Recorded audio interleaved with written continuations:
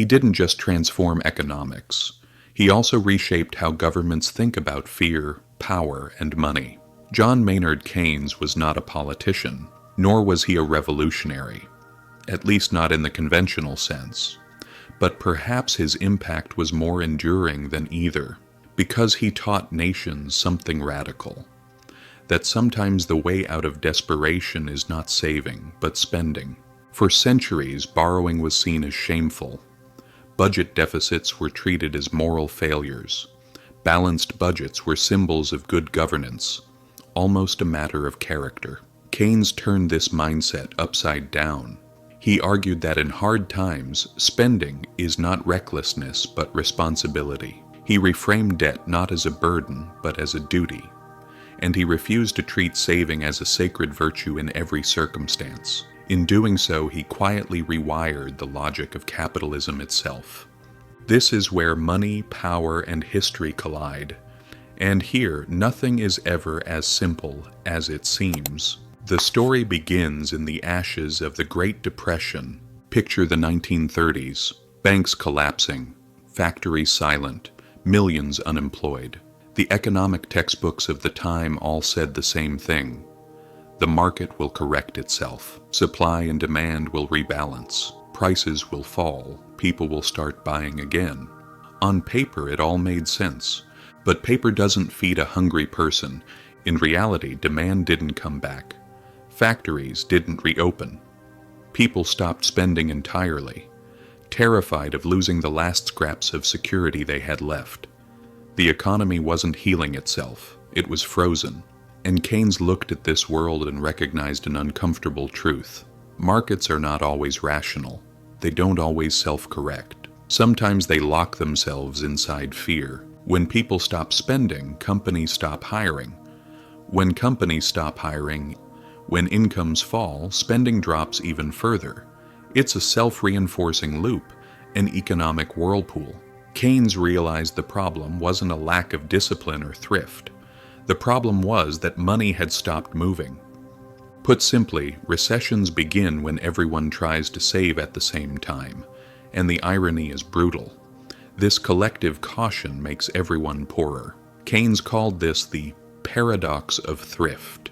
What is sensible for a single household, cutting spending, building savings, becomes disastrous when everyone does it together.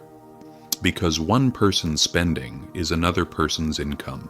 When spending dies, the heartbeat of the economy stops. That's why Keynes proposed something that sounded heretical at the time.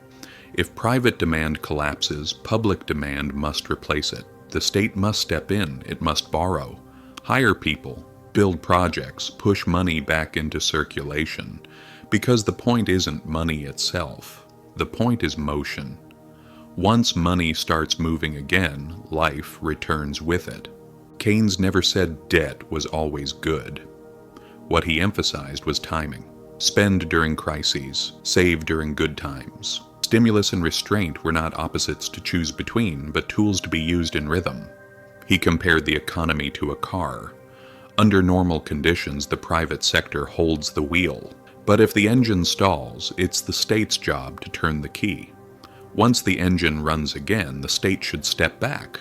In 1936, he laid this thinking out systematically in the General Theory of Employment, Interest, and Money. He defined the concept of aggregate demand, the total spending of consumers, businesses, and government combined. When this demand falls, production drops, and unemployment rises. And the only way to reverse it is to increase spending until confidence returns. But for Keynes, this was never just about numbers. He understood economics as a psychological system. Markets, he argued, are driven by what he called animal spirits, the hopes and fears that push people to invest or to hoard. You can't fix those with equations. You influence them through visible, decisive action. When governments spend, they don't just create jobs. They send a signal. We believe recovery is coming. And sometimes that belief becomes a stronger economic force than money itself. This was Keynes's deepest insight. Recessions don't end through austerity. They end through confidence. At first, no one listened. Leaders tightened their belts. Britain returned to the gold standard and strangled its exports. Germany cut spending and drove its economy into chaos. In the United States, Herbert Hoover refused large-scale intervention, trusting the market to heal itself. But the market didn't heal. By 1933, 1 in 4 Americans was unemployed. Banks had wiped out savings. The free market had fallen silent. Then Franklin D. Roosevelt stepped onto the stage. He wasn't an economist, but his instincts aligned with Keynes's logic.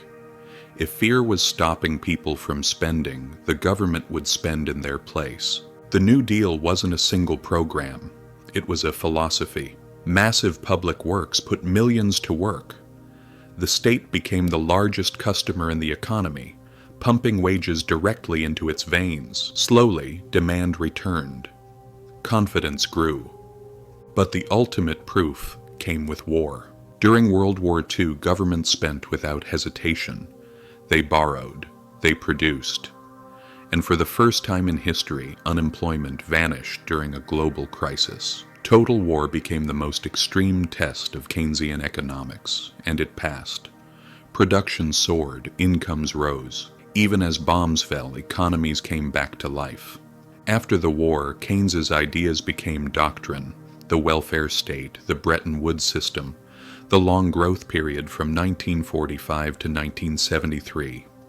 Capitalism got a second wind. But that wind came at a cost. Once a system learns that spending can solve every crisis, it may forget how to stop. Over time, governments stopped saving in good years. Deficits became permanent. Balanced Keynesianism gave way to uncontrolled spending habits. By the 1970s, the limits appeared. Inflation surged, growth slowed, stagflation shattered the model. Faith in Keynes weakened, but Keynes never truly disappeared. He simply stepped back, waiting for the next crisis. That crisis arrived in 2008. Governments rediscovered the power of spending. Bailouts, stimulus packages, quantitative easing, trillions flooded into the system. Interest rates fell to zero. Central banks were no longer guiding the economy. They were the economy. And again, it worked. But this time the money flowed not into real production, but into financial markets. Asset prices exploded. Inequality deepened. The engine was running, but on the wrong fuel. Then came the pandemic. Keynes returned once more in his purest form. Government spent without limits. Money appeared overnight. For a moment, everything felt like a miracle. Then the bill arrived. Inflation surged, supply chains fractured, and the same question resurfaced. What happens when a tool designed to balance capitalism becomes the system itself? This is where the irony of John Maynard Keynes truly lies. He didn't destroy capitalism. He saved it again and again.